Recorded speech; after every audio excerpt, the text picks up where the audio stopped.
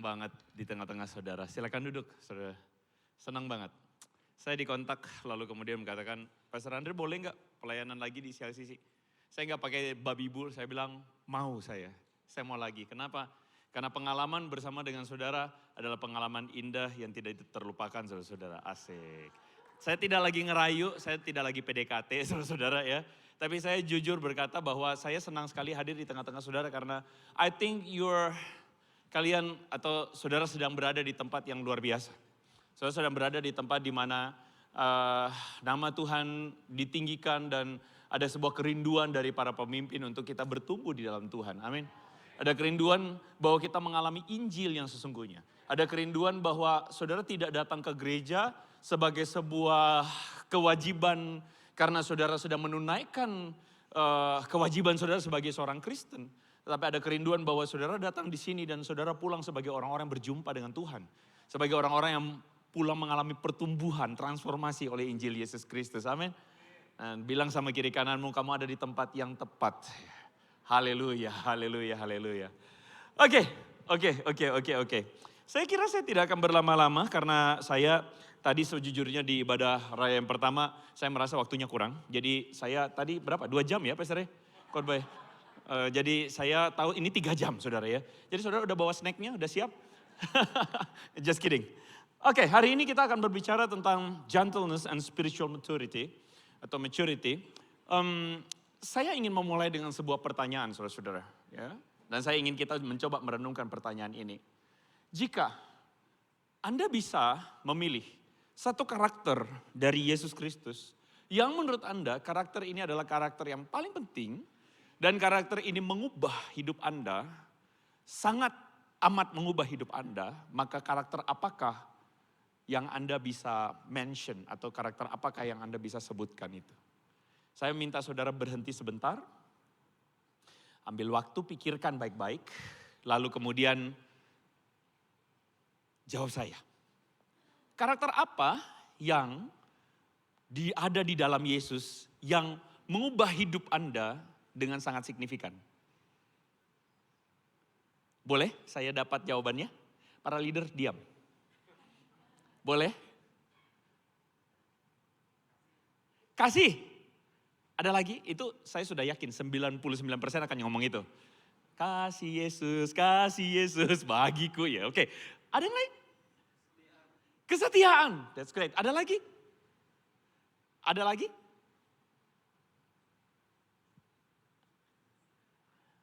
Kenapa?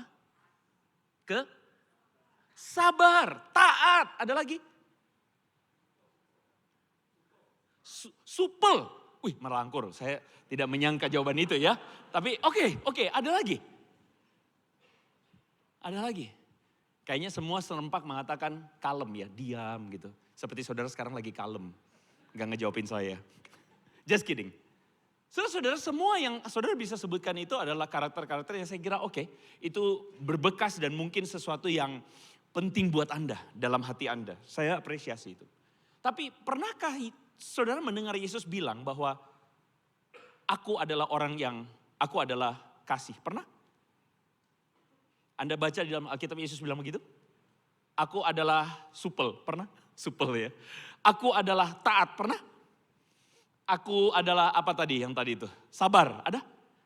Pernah saudara menemukan Yesus mengatakan dirinya tuh karakternya itu? Menariknya saudara-saudara, Anda tidak akan menemukan Yesus mengatakan bahwa aku adalah orang yang sabar. Anda tidak akan menemukan aku adalah orang yang penuh kasih. Dia tidak mengklaim itu. Meskipun kita menemukan karakter dia kasih, saya setuju. Karena itu sifatnya intrinsik. Saudara akan melihat sikapnya dia, saudara melihat bagaimana dia memperlakukan orang dalam kasih, saudara ketemu. Tapi, saudara akan menemukan bahwa satu-satunya karakter yang Yesus sebutkan mengatakan siapa dia, bagaimana karakternya, saudara akan menemukan di dalam ayat yang saya kira tadi kita baca tuh. Oke. Ya, mari kita baca sama-sama ayat yang warna kuning itu ya. 1, 2, 3. Karena aku lemah lembut dan rendah hati. Saudara akan menemukan ayat ini adalah satu-satunya bagaimana Yesus menggambarkan karakternya. Saudara akan menemukan tidak ada yang lain yang mengatakan dia ini bagaimana. Tidak ada. Saudara, hari ini kita ada di tengah-tengah dunia di mana kita berpikir Tuhan itu maha kuasa, setuju?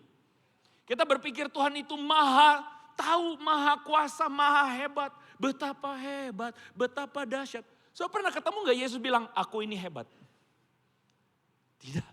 Saudara pernah ketemu gak Yesus bilang, aku ini maha kuasa? Tidak. Dia tidak mengklaim langsung dirinya begitu. Tapi dia memilih satu karakter yang menggambarkan siapa dia. Aku lemah lembut. Apa yang ingin saya kasih tahu kepada saudara, apa yang ingin saya bawa pikiran saudara adalah betapa pentingnya kelemah lembutan sampai-sampai dia mengatakan itulah dia. Saudara, lemah lembut itu apa? Saudara, saya masih berpikir dulu lemah lembut itu adalah, lemah lembut. Lemah lembut itu adalah, oh iya gitu. Saya berpikir begitu. Lemah lembut itu adalah, oh ya halus. Suaranya kita kayak bikin falsetto sedikit. Iya gak apa-apa gitu. Saya berpikir lemah lembut itu. Lemah lembut adalah lemah gemulai. Ternyata lemah lembut sama sekali tidak ada hubungannya dengan lemah gemulai, saudara-saudara. Lemah lembut di dalam bagian ini kalau saudara baca, bahasa aslinya adalah prautes. Apa? Prautes ini, ya saudara tidak perlu hafal, nggak penting juga saudara hafal. Tapi poin utamanya adalah ngomong tentang kelembutan. Mungkin bahasa Inggris cukup baik. Gentleness. Gentleness, humility. Kalau saudara pernah ingat, ladies and gentlemen, betul ya? Biasa itu kan orang sapanya ladies and gentlemen. Gentleman itu apa? Laki-laki yang gentle. Pikiran kita laki-laki mesti apa? Oh, maco bahasanya. Padahal maco itu bahasa Spanyol playboy kalau nggak salah ya. Tapi sekarang berubah maknanya. Maco apa? Berantem, kuat, strong, ya kan? Tapi ternyata penggambaran kata gentle itu adalah bukan lemah lembut karena tertindas, nggak bisa apa-apa. Ya udah gue kan halus aja ya, gue lemah. Ternyata enggak. Ternyata lemah lembut itu, gentle and lowly ini lagi berbicara tentang sebuah kekuatan meskipun dia kuat tetapi dia memilih untuk merendahkan dirinya. Coba saudara lihat, Tuhan yang digambarkan di dalam kekristenan, Yesus Kristus, begitu unik. Sampai-sampai saudara kalau pikirkan ini baik-baik, ada nggak ya Tuhan di agama lain yang menggambarkan dirinya tuh lembut? Ada nggak Tuhan di agama lain yang menggambarkan dirinya itu adalah lemah? Ada nggak? Ada nggak? Ada nggak penggambaran Tuhan di agama lain yang merendahkan dirinya? Ada nggak? Anda tidak akan ketemu. Coba dari Tuhan yang bisa Anda pikirkan dari agama yang familiar buat Anda sekarang. Biasanya Tuhan-Tuhan dalam agama-agama yang lain akan menggambarkan dirinya sebagai apa? Maha besar, betul nggak? Jangan lihat perut saya dong. Maha kuasa. Maha apa? Wah pokoknya yang perkasa, betul. Sehingga apa? Menciptakan sebuah, perhatikan, ilusi bagi para pengikutnya untuk menundukkan dirinya karena apa? Karena apa? Takut. Betul. Karena takut. Karena takut tidak ditolong, saya tundukkan diri. Karena takut tidak diberkati, saya tundukkan diri. Halo? Halo? Halo? Karena takut masuk neraka, saya takut, saya tunduk. Setuju? Sekarang saya tanya, ketundukan karena ketakutan, benar gak? Benar gak? Ini menarik. Yesus menggambarkan dirinya sebagai Tuhan yang merendahkan dirinya. Tuhan yang datang dengan kelembutan, penerimaan. Dan itu satu-satunya Anda temukan dalam kekristenan. Anda tidak akan ketemu itu dalam agama yang lain karena Yesus mengatakan dirinya lemah lembut. Bukan berarti karena dia lemah, tidak berdaya, gampang diinjak-injak sembarangan. Tapi prautes yang dia katakan itu adalah kekuatan yang terkendali. Saya berusaha mencari makna kata yang lebih baik saudara ya. Tapi saya sulit untuk menemukan itu. Kekuatan yang terkendali, dia kuat tapi dia bisa mengendalikan dirinya dengan lembut, dengan kebaikan. Dia punya hati yang terkendali meski dia berkuasa. Dia punya kerendahan hati dan kerendahan hati itu muncul secara aktif di dalam sikapnya kepada orang-orang berdosa. dalam sikapnya kepada orang-orang yang mencari dia. Dia dengan kelembutan, bukan sebagai Tuhan yang, oke, udah checklist dulu. Kamu udah hidup kudus? Checklist dulu. Kamu udah kasih persembahan? Checklist dulu. Kamu udah lakukan ini? Checklist dulu. Kamu udah pakai baju agamis gak? Halo? Kalau kamu udah pakai baju agamis, kamu udah cuci tangan dulu sebelum berdoa, kamu sudah begini dulu, baru kamu bisa ketemu aku. Halo? Saudara menemukan perbedaan antara Tuhan yang demikian dengan Yesus Kristus? Saudara, ketika kita ngomong tentang lemah lembut, saya tidak sedang membicarakan tentang, oke, kalau gitu Yesus lemah lembut, oke kita pulang yuk. Enggak gitu. Tapi saya sedang membicarakan tentang kenapa lemah lembut itu penting sekali dan Yesus menjadikannya sebagai karakter yang menggambarkan siapa dia. Saudara, ada seorang penulis, lebih tepatnya dia adalah seorang filsuf politik namanya Niccolo Machiavelli. Dia itu adalah seorang diplomat, dia berasal dari Florence, Italia. Dan dia tuh mengamati perilaku para penguasa pada zamannya. Anyway, dia menulis buku yang namanya Il Principe, itu bahasa Italia. Yang dalam bahasa Inggris diterjemahkan sebagai The Prince. Menurut saya sebenarnya seharusnya terjemahannya bukan The Prince tapi The Ruler. Karena penguasa sebenarnya, artinya itu. Ya. Jadi dia mengamati kehidupan para penguasa pada masanya, ditulis itu tahun 1513. Itu zaman kita semua belum ada saudara-saudara ya, kita masih ngapain saya nggak tahu ya. 1513 dia mengamati para pemimpin yang berhasil, kata dia, adalah para pemimpin yang seharusnya menghidupi cara kekuasaan seperti ini. Jadi ini semacam DIY. DIY ya, misalnya DIY jadi penguasa yang sukses, gitu. Jadi dia tulis apa adanya, tanpa nilai idealisme sama sekali. Dia bilang, kalau lu mau berhasil, setelah gua amatin orang-orang yang gua berhubungan dengannya, para penguasa ini. Jadi dia langsung rangkumkan dalam sebuah ide. Makanya judulnya The Ruler atau Il Principe. Dalam salah satu tulisannya dia tulis begini. It is better to be feared than love. Ingat sekali lagi dia tidak punya idealisme moral. Dia adalah seorang yang ngomong apa adanya. Kalau kamu mau jadi pemimpin hebat, kamu harus ditakuti. Bukan dikasihi. Halo? Saudara merasa relate? Saudara merasa relate? Saudara merasa bahwa itulah yang terjadi sekeliling kita hari ini? It is better to be feared. Kamu harus ditakuti daripada dikasihi. Dia mengatakan bahwa pemimpin itu harus kelihatan kuat, jangan pernah kelihatan lemahnya. Halo? Pemimpin itu harus dihormati. Bahkan kalau perlu ditakuti. Pemimpin itu harus melakukan segala cara untuk mencapai tujuannya. Dan pemimpin itu harus licin seperti rubah, ganas seperti singa. Sekali lagi dia ngomong tidak pakai nilai moral.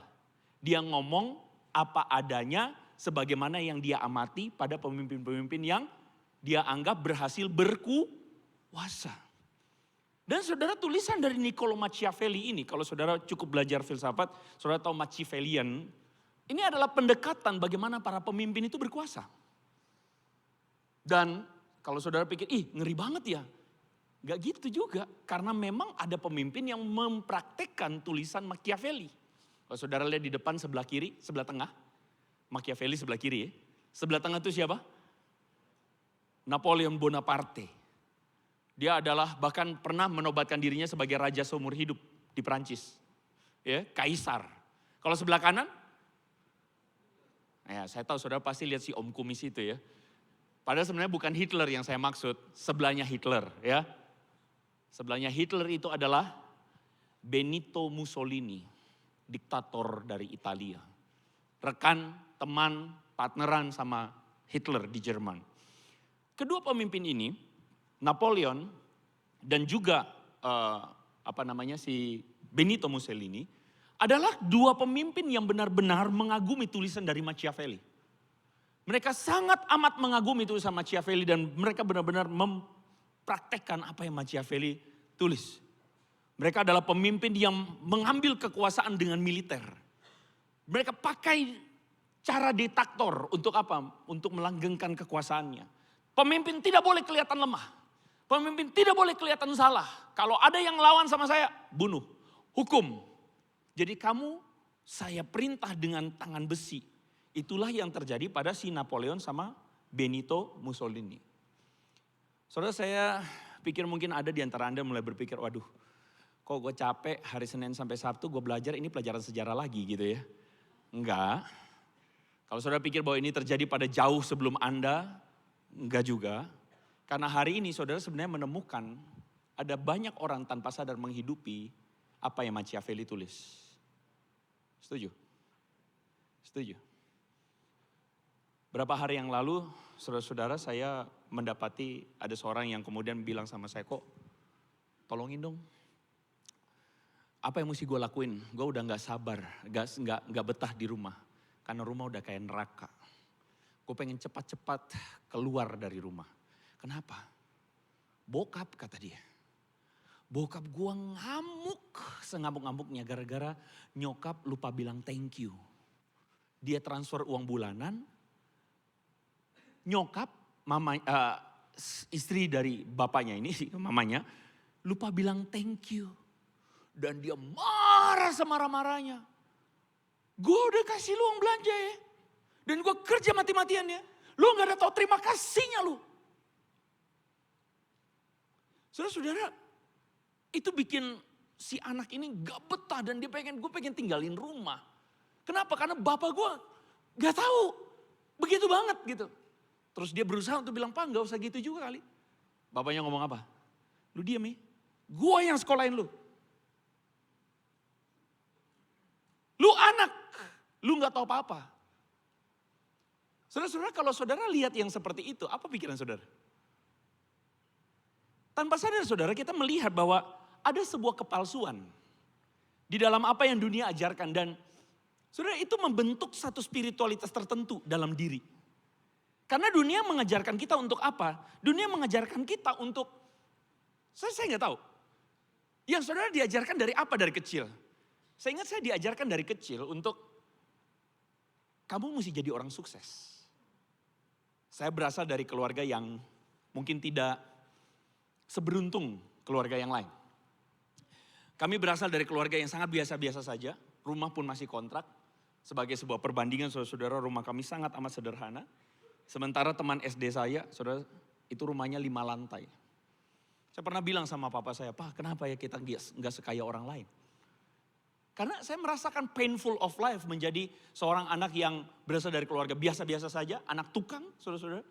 Tapi kemudian saya lebih beruntung dari papa saya, begitulah setidaknya kata akong saya. Karena kamu bisa sekolah, papa kamu dulu gak bisa sekolah. Jadi akong saya berpesan satu hal. Andre, kalau kamu gede, kamu harus jadi orang sukses. Karena kamu bisa sekolah. Papa kamu sebenarnya bisa sukses karena papa kamu gak bisa sekolah, makanya dia gak sukses. Kamu harus sukses. Sukses itu buat apa saudara? Apa artinya sukses? Apa artinya sukses? Kaya. Kenapa harus kaya? Kenapa harus kaya? Supaya kamu dianggap orang. Kalau kamu kaya, orang anggap kau penting. Kalau kamu kaya, orang akan antri buat kamu. Kalau kamu kaya, kamu gak usah cari cewek, cewek yang cari kamu. Itu pesan akong saya. Sangat realistis ya. Halo? Saya tidak sedang menjelek-jelekan akong saya. Saya mengerti bahwa itulah sampai disitulah dia mengerti hidup. Saudara paham ya? Tapi tanpa sadar saudara kita menjadi orang-orang yang bisa jadi menghidupi hidup dengan arah ke sana. Kita berpikir dengan kekuasaan, dengan kekayaan, kita mendapati hidup. Padahal saudara ada satu hal yang kita lupa. Ketika kita pikir kita dapat hidup dengan segala kemampuan, kekuasaan, kekayaan. Ada satu yang kosong. Apa itu yang kosong? Sini. Saudara tepat 1 tahun yang lalu, kalau saudara suka ikut sosmed, ada viral sebuah video di mana ada seorang pengusaha yang marah-marah. Dia datang ke sebuah sekolah dan di situ dia ngamuk-ngamuk. Dia cari seorang anak siswa yang katanya ngebully anaknya dia. Dia cari siswa itu dan satpam tidak berani pegang dia, tidak berani halangin dia. Dia masuk ke dalam sekolah, lalu dia cari siswa itu dan dia suruh siswa itu, kamu gonggong di depan saya. Berlutut dan gonggong di depan saya. Kenapa? Karena anaknya katanya dikatain rambutnya mirip pudel. Kalau saudara ingat kasusnya, kasus Papa Pudel. Akhirnya apa yang terjadi? Dia marah-marah, dia masuk ke sekolah itu, tidak ada yang bisa stopin dia. Dan dia suruh, kamu ya yang bully anak saya. Kamu berlutut depan saya. menggonggong kayak anjing karena kamu ngatain anak saya mirip. Siapa yang nonton? Siapa yang lihat video ini? Siapa yang lihat? Oh, gak banyak ya, ternyata saudara rajin bekerja. Gak ada waktu lihat sosmed ya. Gak apa-apa. Saya doang yang kurang kerjaan jadi saya tunjukin sama saudara. Oke. Saudara, akhirnya netizen kita geram kan? Coba bapak-bapak atau ibu-ibu yang punya anak, perasaan Anda gimana anak Anda dibegitukan? Geram ya, marah ya. Kok kamu bisa segitunya semena-mena gitu kan? Saudara, netizen Indonesia jauh melebihi FBI, Mossad, NSA, CIA, apapun itu. Jadi mereka cari siapa sih bapak ini gitu kan. Diketahuilah ternyata bapak ini pengusaha klub malam. Punya harta melimpah. Punya orang dalam, backingan. Itulah sebabnya satpam gak berani halangin dia. Kenapa? Karena rupanya dia bawa orang-orang yang bareng dia. Takut semuanya. Dan dengan kekuasaan itu, dia berhasil datengin anak itu dan dia bilang, lu menggonggong depan gue. Kalau saudara ikuti beritanya, yang terjadi adalah setelah dirujak sama netizen, gak viral, no viral, no justice. Setelah itu terjadilah justice dan akhirnya dia ditangkap, betul ya? Dan setelah dia ditangkap, anaknya yang katanya dibully itu sampai nangis-nangis, minta maaf karena tahu gitu aku gak ngomong sama bapak. Gitu ya? Akhirnya papa sekarang masuk penjara dan saudara, dia kehilangan bisnisnya, dia ditinggalkan rekan kerjanya, habis semuanya saudara. Hidupnya dalam sekejap hancur berantakan. Sekarang saya tanya, apa masalah bapak ini? Dari cerita ini, kita tarik pelajaran. Apa masalahnya dia? Ada duit? Masalah dia gak ada duit? Dia ada duit. Masalah dia gak ada ordal? Halo para Gen Z, bukankah kunci kesuksesan itu ordal? Betul. Masalah dia apa? Gak ada ordal? Dia ada ordal. Dia kalau dibilang spesifikasinya dia, itu memenuhi standar kesuksesan orang zaman now, betul gak? Uang punya, ordal punya, betul? Apalagi yang gak punya? Itu yang kita semua mau. Tapi ternyata life atau hidup itu tidak bekerja dengan sebaik-baiknya pada orang ini. Dan kalau coba kita pikir baik-baik, kenapa bapak ini sampai bisa bikin hal yang di luar nurul itu? Menyuruh orang anak SMP SMA ya, gonggong di depan dia. Kenapa begitu? Kenapa begitu? Sombong? Apa yang bikin dia sombong? Apa yang bikin dia sombong? Jawab saya baik-baik. Kalau dia nggak punya uang, dia bisa begitu nggak? Kalau dia nggak punya ordal, bisa begitu nggak? Jadi uang dan ordal itu berkat atau kutuk buat dia? Coba, toel kiri kanan, jangan toel pasangan orang ya, toel. Uang sama ordal itu berkat atau kutuk? Tanya.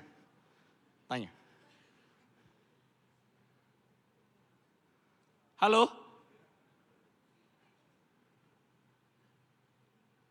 Buat dia, itu kutuk. Karena tidak disertai hati yang takut akan Tuhan. Halo? Saya tidak sedang bilang uang itu kutuk ya buat saudara ya. Kalau saudara merasa kutuk boleh kasih saya, gak apa-apa. Biar saya yang tanggung aja. Saya tidak sedang bilang bahwa orang yang kaya itu terkutuk. Tidak. Saya tidak bilang itu. Tapi saya sedang berbicara bahwa ada satu hal yang luput dari pengamatan kita. Apa yang luput? Hati. Hati itu penting. Kita berpikir dalam hidup kita cuma butuh yang namanya, kita dapat kesuksesan. Kita dapat kuasa. Tapi sadarkah saudara bahwa bersamaan dengan kuasa dan kesuksesan itu ada sebuah bahaya yang lagi mengintip. Bahaya itu disebut dengan apa? Hati yang meninggi. Hati yang merasa diri penting. Hati yang merasa diri benar. Hati yang merasa diri paling hebat dan paling jago. Pada akhirnya apa? Membuat kita lupa merendahkan diri. Betul? Kita lupa menjadi orang-orang yang merendah. Kita lupa menjadi orang-orang yang tunduk. Kenapa? Karena kita merasa udah paling hebat sedunia. Dan itu yang lagi Yesus kasih tahu sama kita. Aku adalah Tuhan. bersama-sama dengan Sang Bapa dalam kekekalan dan kemuliaan. Oleh aku dunia dijadikan, tapi aku datang kepadamu dengan kerendahan hati, karena itulah hidup. Akulah jalan dan kebenaran dan hidup, dan aku datang kepadamu dengan rendah hati, karena aku ingin mengajarkan kepadamu bahwa itulah hidup yang sesungguhnya. Amin. Barusan kemarin saudara-saudara saya nyetir ke Bandung, saya kalkulasi karena saya tidak menyangka Bandung bisa semacet itu. Di jalan tol apa itu saya nggak ngerti dah, pokoknya menuju Pasteur sini lah. Apa sih jalan tolnya Bandung ini? Cipularang. Macet saudara. Loh, saya pikir saya udah datang agak pagian, kok macet gitu.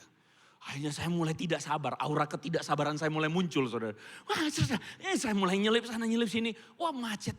Saya mulai ngomel sepanjang perjalanan saudara-saudara. Saudara pikir pastor penuh ucapan syukur? Saya manusia biasa. Saya tidak membenarkan itu ya. Tapi saya ingin mengaku di hadapan saudara bahwa Anda dan saya tidak imun. Kita boleh, kita gini loh. Kita harus mengakui dengan jujur bahwa permasalahan kita tuh sebenarnya ada di hati kita. Ini bukan soal kantong kita nggak ada isi. Ini bukan hidupmu ada masalah atau tidak, tapi ini soal masalah hati. Saudara akan menemukan bahwa baik orang yang punya uang dan tidak punya uang, dua-dua bisa sombong. Betul ya? Yang paling nyebelin yang nggak ada uang malah makin sombong, itu nyebelin juga ya. Kan kadang-kadang kalau kaya sombong kita agak maklum ya. Ya dia punya sesuatu sih, kalau nggak ada punya sombong, ini kita kayak pikir kok bisa ya? Tapi anyway, oke, balik ke saya saudara ya. Saya balik ke saya. Saya ngomel saudara-saudara, ngomel. Terus saya kayak, saya baru pikir, saya punya baby. Baby saya mungkin masih belum ngerti apa-apa. Setelah dia mulai gede, dia mulai bisa menyerap apa yang jadi karakter bapaknya. Dia akan lihat, oh bapak saya tukang marahin orang ya. Oh bapak saya, oh gitu ya. Bapak saya bisa begitu ya. Saudara, saya sangat yakin siapapun Anda yang adalah bapak di sini, Anda tidak akan pernah bangga dengan itu. Setuju? Adakah di sini istri yang bangga? Suami saya sombong, saya suka banget. Suami saya tukang marah. Suami saya itu karena dia merasa dia punya segalanya. Oh iya, dia bisa labrak orang damprat sembarangan. Ada? Enggak ada. Tidak ada satupun di antara kita yang kemudian bisa dengan bangga dan mengatakan, wah istri saya itu, oh ya dia merasa paling benar banget gitu. Dan saya suka jadi suaminya, dia punya kepercayaan diri tinggi. Gak ada saudara-saudara. Gak ada di antara kita yang berbangga dengan itu. Kita mesti mengakui bahwa di dalam hidup permasalahan kita tuh hati kita. Dan saya suka CLCC lagi bicarain tentang buah roh. Karena ini lagi ngomong tentang apa? Itulah transformasi blessing yang Tuhan mau berikan kepada saudara dan saya. Saya ngomong tentang ini, saya juga ngakuin, saya ngalamin banyak masalah di hati. Kadang-kadang sudah terlena, pernah rendah hati, jadi sombong lagi, kan gitu kan. Kita selalu ada dalam drama-drama itu, kenapa? Karena kita mesti mengakui bahwa sebenarnya masalah kita tuh di situ. Kalau kita balik kepada ayat yang tadi, saudara mulai protes, pastor, dari tadi ngebahas ayat, ini bahas ayat sekarang ya. Bagian yang tadi saya minta saudara baca bersama-sama dengan saya adalah yang kuning ya. Karena aku lemah lembut dan rendah hati. Kalau saudara lihat konteks ayat itu lagi ngomong sebelumnya apa? Marilah kepadaku yang letih lesu dan berbeban berat. Ayat ini saudara suka dengar sebagai ayat emas, ya enggak? Gue lagi ditikung sama pacar. Sama teman baik gue, gebetan gue ditikung. Aduh Tuhan aku sedih, Tuhan kasih ayat. Marilah kepadaku semua yang letih lesu. Wah aku lega sekarang. Ya oke lah kalau lu lega puji Tuhan. Tapi sorry ayatnya tidak ngomong itu. Aku lagi terlilit hutang. Tapi kemudian marilah kepadaku yang letih lesu. Wah aku lega. Ya oke it's good ya. Tapi sorry ayatnya memang gak ngomong itu sih. Ya gak apa-apa juga Anda lega puji Tuhan gitu kan. Tapi ayatnya tidak ngomong itu. Ayatnya tidak sedang ngomong bahwa Anda sedang bermasalah. Lalu kemudian aku memberikan kelegaan kepadamu. Artinya apa? Tuhan angkat masalahmu. Kalau ayatnya berbunyi Tuhan angkat masalahmu, maka kelanjutan dari ayat 28 itu, aku akan memberikan kelegaan kepadamu. Maka, kelanjutannya apa? Bukan pikul lakuk, kelanjutannya adalah, karena itu pergilah healing-healing sekarang. Karena bebanmu sudah aku angkat. Setelah itu apa? Rebahan aja sekarang, main Mobile Legends aja. Gak usah kerja, karena bebanmu sudah aku. Saudara ayatnya tidak ngomong itu. Malah ayatnya ngomong apa? Pikulah kuk. Loh, bukannya Tuhan memberikan kelegaan, kok malah dikasih kuk? Kuk itu apa sih? Saudara, kuk itu ini nih. Ini kuk. Kuk itu apa? Kuk itu tuh yang kayu itu. Nah itu sudah. Apa namanya itu? Bahasa Bandungnya. Karedok lencak. Oh bukan. Apa namanya? Ya itulah saudara ya. Gandar. Apa sih? Cook. Udah cook. Bahasa Inggrisnya yoke. Saudara tahu nggak itu konteksnya apa? Konteksnya tuh Yesus menggunakan ilustrasi yang familiar bagi orang-orang zaman itu. Kalau mereka sedang misalnya menggarap tanah. Mereka tuh pakai kebo ya misalnya ya. Lalu kebo itu tuh ada yang dipasangkan dengan menggunakan kuk. Kenapa harus dipasangkan? Karena kalau satu kebo doang gak akan kuat. Jadi harus dua. Nah dua ini yang satu mesti yang tua, yang satu mesti yang muda. Kenapa yang tua dan yang muda? Kalau dua-duanya muda, liar kepalanya. Biasalah anak muda. Enggak, tidak di sini saudara ya. Anak muda apa? Kurang berpengalaman, kerbau muda itu apa? Banyak kepala batunya, kepala anginnya, lari ke sana, lari kemari. Gak bisa dikendalikan. Karena itu mesti pakai yang tuh. Kalau dua-duanya tua, kagak kuat. Gak ada ototnya, kan gitu kan ya. Udah lemes. Makanya dipasangkan yang tua sama yang tua sama yang muda supaya apa? Yang muda punya kekuatannya, yang tua mengarahkan. Nih arahnya ke sini, nih begini, diarahkan. Bisa membantu yang muda untuk hidupnya terarah. Yesus menggunakan ilustrasi ini mau kasih tahu bahwa pikulah kuk yang kupasang dan bebanku pun enak. Karena akulah yang menjadi yang tua dan kamu yang mudanya. Artinya apa? Engkau sedang berada di dalam sebuah pimpinan Tuhan. Karena kebebasan itu bukan bebas artinya tiada ikatan. Hari ini banyak orang, oh gue bebas. Makanya kan ada lagu. Andai aku jadi orang. Nah, yang sudah berumur lah yang jawab itu tadi. Enggak, itu lagunya udah lama banget gue tahu. Yang Gen Z maaf gak relate ya. Kamu kurang pengalaman sih, masih muda. Oh enggak, bercanda. Kenapa? Karena kita berpikir dengan kekuasaan, kita bisa segah. Dengan semua kehebatan kita bisa segah. Jangan lupa, tadi si om yang papa pudel itu, dia merasa dia bisa segalanya, justru dia kena jerat. Halo? Anda tidak akan pernah benar-benar bebas sebenarnya. Ada orang berpikir dengan uang aku bebas, dengan kekuasaan aku bebas, tapi hatimu gak bebas.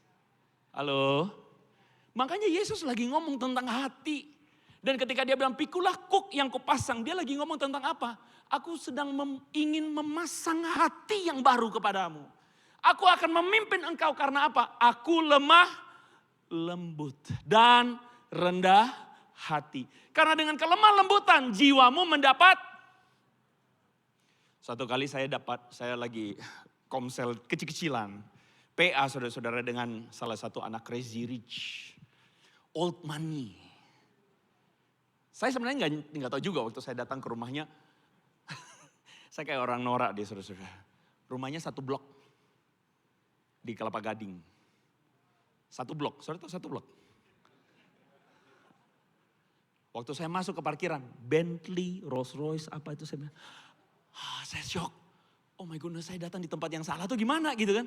Terus saya lihat outfit saya. Kaos oblong, celana ini yang lebih belel dari ini. Sama sandal. Saya bilang aduh mati gaya saya. Mati gaya, serius mati gaya. Tapi anyway bukan itu yang saya mau ceritakan. Ketika kami ngobrol. Kami ngobrol tentang, saya gak lupa ngomong tentang apa. Terus saya bilang begini. Karena kita pikir masalah kita itu adalah uang. That's why kita berpikir kita berusaha cari uang. Dan kita pun berdoa kepada Tuhan supaya kasih kita uang. Setidaknya kasih kita finansial yang baik, betul ya? Tapi kita lupa sebenarnya ada masalah pertama yang kita harus beresin. Masalah hati. Karena sebenarnya untuk apa kalau kita pikir-pikir cari uang itu? Ya dapat jaminan hidup karena kita harus beli sesuatu pakai uang. Oke, saya tidak menafikan itu. Apalagi? Kenapa kita butuh uang? Supaya taraf hidup kita makin naik, setuju ya? Sebenarnya apa? Untuk apa itu semua? Kadang-kadang kita mesti mengakui bahwa kita cari yang namanya luxury thing, atau kita cari yang namanya eksklusivitas, betul nggak? Karena dengan eksklusif somehow kita dihargai. Saya kayaknya pernah ngomong di sini ya. Kalau saudara naik bawaan Alphard sama Agia itu beda jauh. Sama tukang parkir, mana yang akan diparkirin? Alphard atau Agia? Dunia tanpa sadar mengajarkan kita bahwa penerimaan itu datang dari apa? Dari semua atribut-atribut yang sedang kau pakai, betul nggak? Dan tanpa sadar hati kita mengikut ke sana. Tapi dengan naik Alphard, apakah engkau pasti akan dihormati orang? Pasti nggak? Karena kau berpikir dengan pakai Alphard, satpam hormatin saya, ini hormatin saya. Tapi satu saat engkau ketemu dengan orang yang sama aja Pak, Alphard sono parkir. Engkau akan marah banget. Kenapa? Selama ini orang hormatin gue, kok lu nggak hormatin gue? Betul? Jadi sebenarnya ada masalah di hatimu. Engkau tidak mendapatkan ketenangan. Karena engkau merasa harus dihargai. Dalam Yesus, engkau diterima bukan karena engkau pakai Alphard. Engkau diterima karena ketulusan engkau mau datang padanya.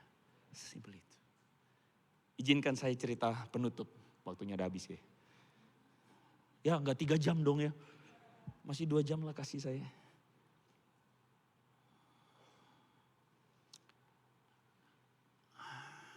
Kita balik ke sini, pertanyaan pertama tadi. Saya lewatin aja gak apa-apa. Yes. Saya bertanya ini kepada saudara di awal, betul ya?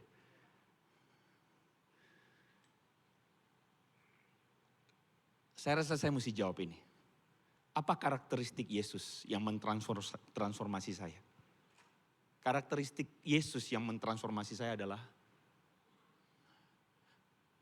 bagi saya Tuhan yang lemah lembut, itu matter. Karena hari ini dunia mengajarkan kita tentang, kamu tuh mesti hebat, kamu mesti kuat, kamu mesti kaya, kamu mesti begini, kamu mesti begitu. Kita lupa satu hal yang paling penting, hati kita. Kita pengen untuk diterima, dikasihi, dan sebagainya. Sebenarnya karena apa? Kita pengen kaya, kita pengen apa? Karena kita pengen diterima. Ada satu masa dalam hidup saya, saudara-saudara. Karena tanpa sadar dari kecil saya tuh dibesarkan dengan pikiran bahwa kamu tuh pinter, kamu berprestasi. Orang pasti hargai kamu. Kamu pasti bisa kaya. Dengan cara itu orang bisa terima kamu. Hati apa yang saya punya? Kalau saya boleh reflect kepada Anda. Akhirnya tanpa sadar saudara-saudara, saya mengembangkan sebuah mekanisme. Bahwa saya mesti berprestasi dulu baru saya bisa diterima. Saya punya papa yang sangat old fashion. Tipe orang Chinese zaman dulu-dulu. Minim pujian. Dia gak pernah puji saya. Jadi saya berusaha untuk juara 1 supaya dengerin dia ngomong apa. Bagus, bagus nak, I'm proud of you. Tapi kata itu tidak pernah keluar. Tidak pernah. Tapi saya tahu bahwa banyak orang respecting me karena saya punya prestasi. Tanpa sadar saya mengembangkan pola karakter dalam hati bahwa prestasi itu penting. Nama baik itu penting. Bersikap baik itu penting. Karena dengan bersikap baik, orang menganggap saya baik. Jadi perbuatan baik saya muncul dari apa? Muncul dari sebuah pressure bahwa saya harus bersikap baik. Tapi yang terjadi apa? Di kamar saya masih nonton film porno. Karena di kamar siapa yang mau lihat saya? Enggak ada ya. Jadi akhirnya saya ada dalam perjalanan kekristenan yang penuh drama, jatuh bangun. Saya berusaha hidup kudus, dengerin pendeta khotbah. Iya mesti jaga kekudusan ya. Jaga kekudusan itulah yang bikin hidup kita penuh mujizat ya. Oke, gue pulang, gue jaga kekudusan. Berusaha setengah mati, oke gue stopin nonton film porno. Tapi setelah itu apa? Dengan usaha saya berpikir saya bisa menjadikan Tuhan itu menerima saya. Memberkati saya kalau saya perform. Kalau saya baik, kalau saya kudus, iya enggak? Akhirnya apa yang terjadi? Ada masa saya kudus mode on. Nanti setelah itu ada masa di mana main ke warnet, lihat downloadan, zaman saya ya maaf ya. Enggak kayak Anda sekarang WA pun bisa, ya kan? Zaman saya ke warnet, lihat downloadan orang-orang, wih koleksi film pornonya udah ada tuh. Download lagi deh masuk. Pulang ke rumah, jatuh lagi dalam dosa. Pernah ada dalam drama seperti itu?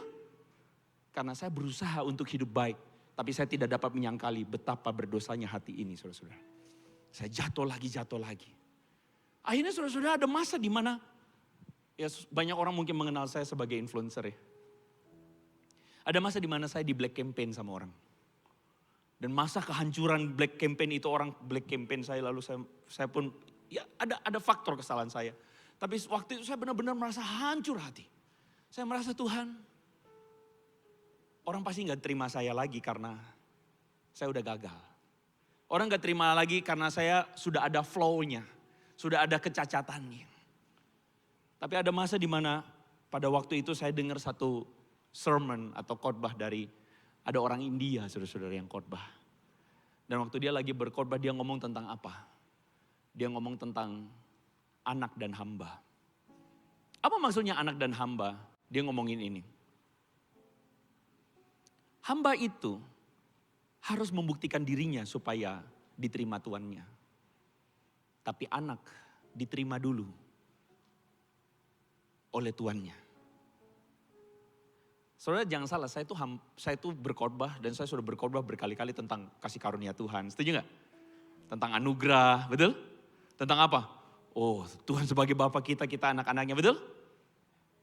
Tapi hari itu ketika saya dengar khotbah itu, lalu kemudian si pengkhotbah bilang, yuk ambil waktu 5 menit. At that moment, saya tutup mata. Saya dapat visi. Tuhan duduk di depan saya dan saya jadi anak kecil. Lalu Tuhan bilang begini, Andre, kamu mau buktikan apa lagi supaya aku mengasihi engkau?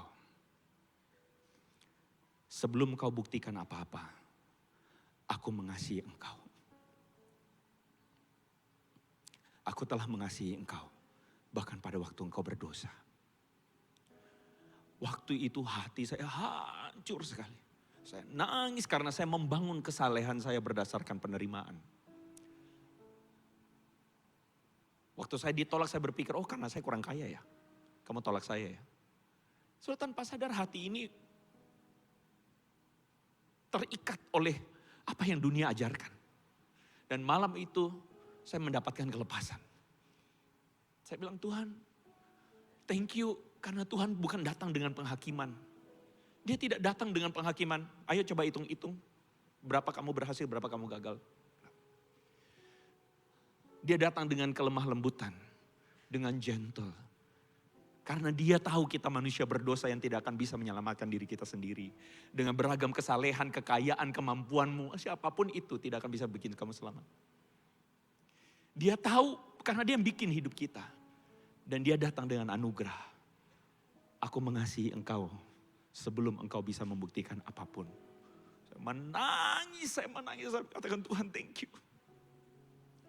Ini momen yang mengubahkan saya. Yang membuat saya akhirnya belajar untuk apa? Ketika ada orang yang salah sama saya. Ketika ada keluarga yang tidak perfect, istri yang tidak perfect.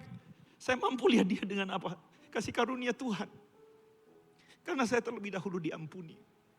Karena saya terlebih dahulu diterima. Masakan saya mesti menghakimi suami saya, istri saya, pasangan kita, anak kita. Tidakkah engkau punya kasih, rindu punya kasih yang seperti itu? Dengan kelemah lembutan itu saudara-saudara itu membebaskan jiwa. Saya tidak lagi butuh untuk dipuji orang. Ya dipuji orang is nice, but kalaupun dicerca ya sudah.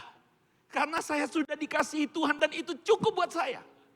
Saya tidak perlu lagi impressing people dengan kemampuan khotbah saya dan apapun itu. Sosial media kek, apapun saya tidak butuh. Kenapa? I'm okay with myself because God loved me. Itulah kelemah lembutan. Ketika Yesus tidak butuh untuk membuktikan dirinya. Dia hanya datang dengan kelemah lembutan, dengan pengampunan, dengan kasih. Kenapa? Ya. Saudara-saudara, ini adalah harta. Makanya kalau boleh saya ingin tutup dengan satu kata ini. Ketika Roh Kudus memenuhi hatimu, dia tidak bikin kita untuk caper. Roh Kudus. Dia buat engkau bisa dengan tenang diubahkan hatimu dan bilang, ya, aku menjadi seperti Yesus. Dan itu menjadi makin indah. Itu berkat yang besar untuk hidupku. Berapa banyak hari ini saudara, engkau yang terikat, rindukah engkau mengalami pembebasan? Mari kita tundukkan kepala di hadapan Tuhan.